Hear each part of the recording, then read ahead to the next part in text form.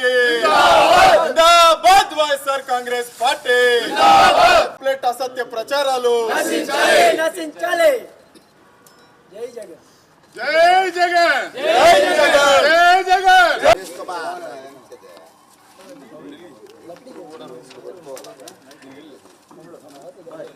Down down కూటమి ప్రభుత్వం ప్రజలను తప్పుదో పట్టిస్తున్న ఆంధ్రజ్యోతి, ప్రజలను తప్పుదో పట్టిస్తున్న ఆంధ్రజ్యోతి, తప్పుదో పట్టిస్తున్న ఆంధ్రజ్యోతి.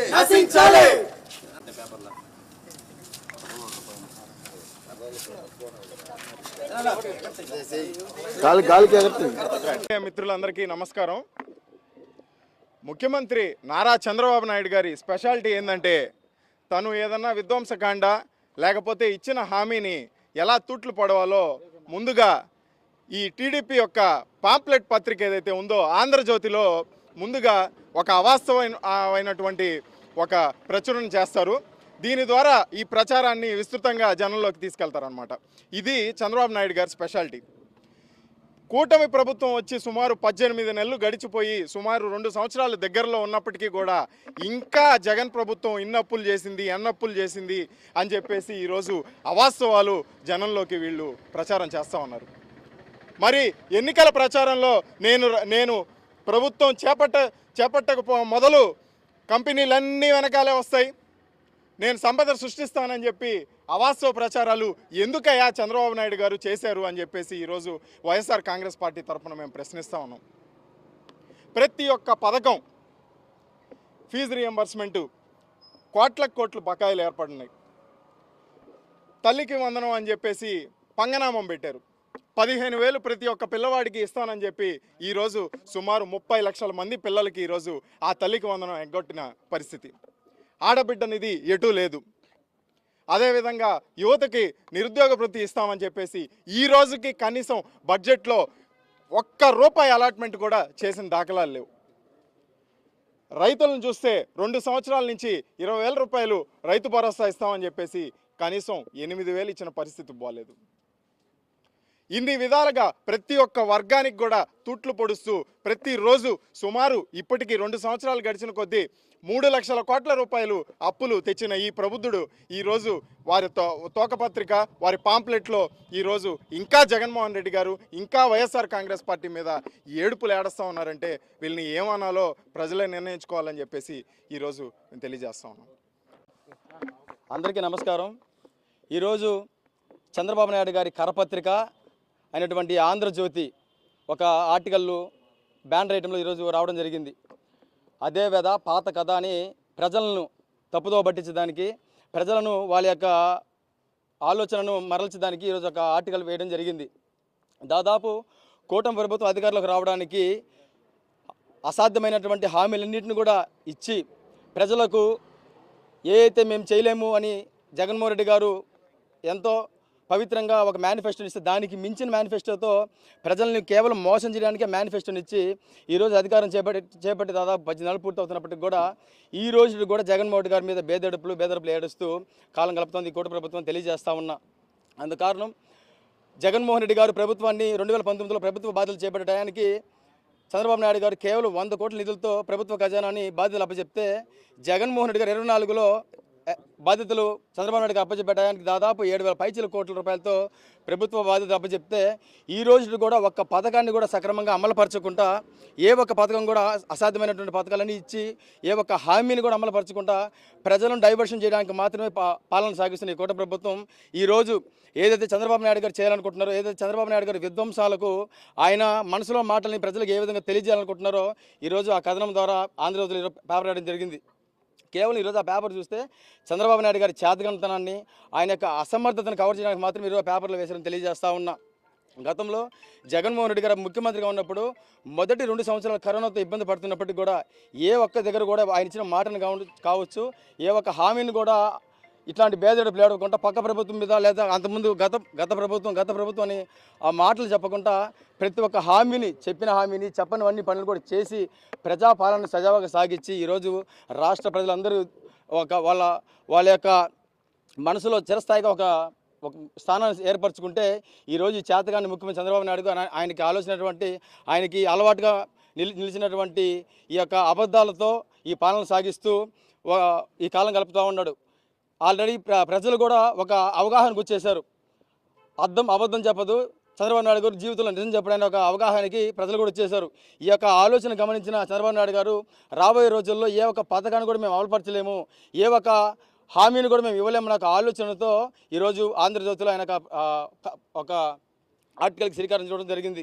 ఖచ్చితంగా ప్రజల తరపున మేము పోరాడటానికి, ప్రజల తరపున మీరు ఏదైతే పథకాలు ఇచ్చారో ఆ హామీలన్నింటి కూడా అమలుపరచడానికి, మీరు ఇచ్చిన హామీలన్నింటి కూడా ఏదైతే ప్రజలకి నష్టం చేకూర్చే విధంగా కానీ మీరు వ్యవహరిస్తే ఆ పథకాలన్నింటినీ కూడా మేము అమలుపరచడానికి, ప్రజల తరపున పోరాడడానికి, మీ యొక్క ప్రభుత్వాన్ని గద్దె దింపేదానికి కూడా రాబోయే రోజుల్లో మా నాయకుల ఆదేశాలతో మరింత తీవ్రంగా కూడా మేము మా యొక్క పోరాలు కొనసాగిస్తామని తెలియజేస్తా ఉన్నా. మీరు కానీ ఇదే విధంగా మొద్దు వైఖరి కానీ సాగిస్తే మాత్రం మీ సొక్క పట్టుకున్నా సరే, మీ షర్ట్లు పట్టుకున్నా సరే ఈ యొక్క పథకాలు అమలుపరచడానికి మా యొక్క పోరాటాలు తీవ్రంగా ఉండడానికి ప్రయత్నం చేస్తామని తెలియజేసుకుంటూ, రాబోయే రోజుల్లో ఈ యొక్క ప్రభుత్వం మీకు కానీ చిత్తశుద్ధి ఉంటే మేము ఒక పథకాన్ని మేము చేయలేమని ఆలోచన మీకు కానీ ఉంటే ప్రజలకు ఈ రోజైనా సరే మీరు క్షమాపణ చెప్పి లెంపలు వేసుకొని ప్రభుత్వం గద్దె దిక్కుపోండి.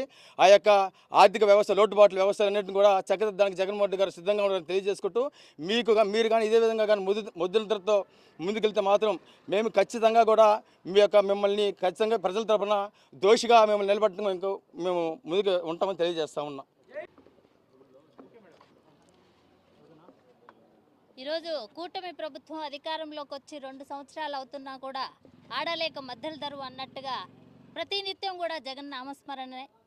ప్రతి ఫంక్షన్లో, ప్రతి ప్రోగ్రాంలో, ప్రతి సంక్షేమ పథకం అమలు చేయడంలో అన్న అది వైఫల్యం చెందినా సరే జగనన్న నామస్మరణే.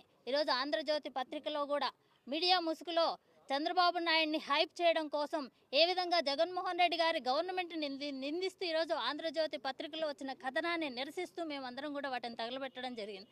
గతంలో ఎన్నికలకు ముందు చంద్రబాబు నాయుడు గారు ఎన్ని హామీలు ఇచ్చారు, ఎన్ని కళ్ళబొల్లి కబుర్లు చెప్పారు, సంపద సృష్టిస్తానన్నారు, పూర్ టు రిచ్ చేస్తా అన్నారు. ఈరోజు అధికారంలోకి వచ్చిన తర్వాత బీద ఏడుపులు ఏడుస్తూ ఉన్నారు. ఈరోజు ఆ కథనానికి నిదర్శనం అదే. ఈరోజు పేద ప్రజలకు ఏదైతే సంక్షేమ పథకాలు జగన్మోహన్ రెడ్డి గారి కంటే నేను రెట్టింపు ఇస్తాను అని చెప్పిన ఈ చంద్రబాబు నాయుడు గారికి ఏదైతే ఈ పచ్చ మీడియా ప్రతినిత్యం పొగుడుతూ ఉంటుంది, చంద్రబాబు నాయుడు లాంటి విజనరీ ఈ ప్రపంచంలోనే ఎవరూ లేరని. విజనరీ అంటే రాబోయే భవిష్యత్తును ఊహించడం.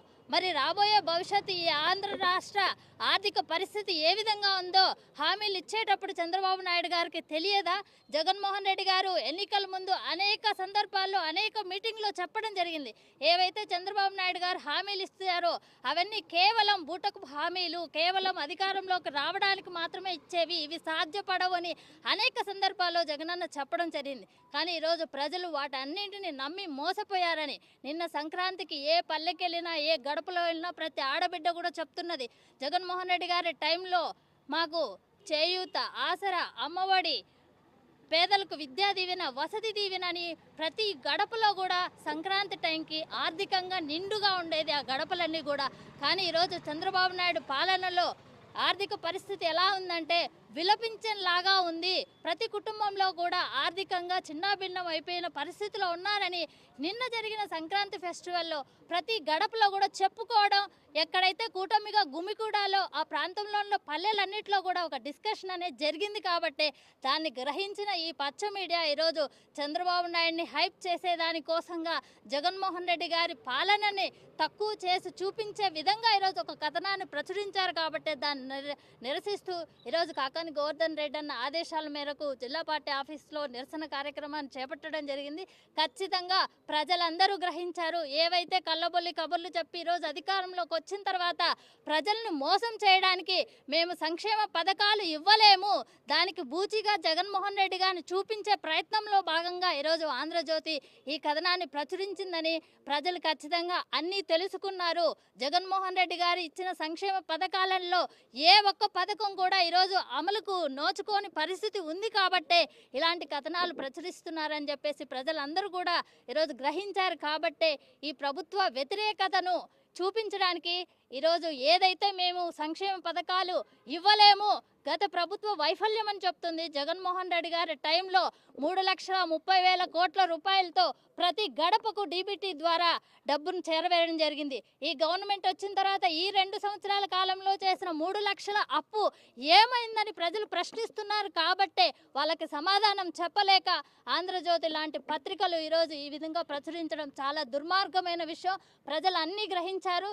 ఖచ్చితంగా రాబోయే రోజుల్లో ప్రతి ఒక్క విషయానికి కూడా ప్రజలు తగిన బుద్ధి చెప్పే విధంగా ఈరోజు ఉన్నారని చెప్పేసి సందర్భంగా తెలియజేస్తూ, ఇకనైనా ప్రజలకు సంక్షేమం అందించడంలో దృష్టి పెట్టాలి.